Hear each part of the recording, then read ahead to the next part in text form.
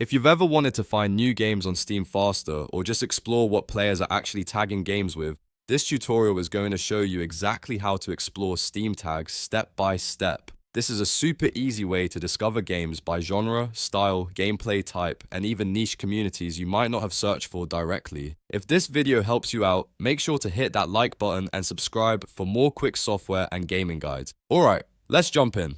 First, open the Steam store in your browser. You can go straight to the Steam website and make sure you're on the store version, not just the library. Once you're there, open any game store page. It does not matter which game you choose because we're mainly using the game page as a gateway into Steam's tag system. Now look on the right side of the page. You should see a section called Popular User Defined Tags for this product. This is one of the most useful parts of a Steam store page because it shows you the tags that real users have attached to that game. These tags might describe the genre, the atmosphere, the gameplay style, or even the visual style. For example, you might see tags like open world, multiplayer, survival, or anime. If one of those tags catches your attention, click it. The moment you click a tag, Steam will open a page filled with games that share that same tag.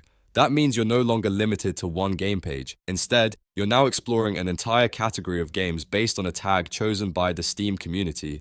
This is where things get really useful. If you click Open World, you'll see Open World games. If you click Multiplayer, you'll get multiplayer-focused titles. If you click Survival, you can start browsing survival games. And if you click something more specific like anime, you can discover games that match that style or audience. Steam tags are a great way to explore games beyond the usual featured or recommended sections. Once the tag page opens, scroll down to explore more tagged games. Steam will usually show you a wide range of titles, and you can keep browsing until you find something that looks interesting. This makes it easy to move from one game to another without needing to search from scratch every time. You can also use the filters on the side or at the top to narrow the results even further.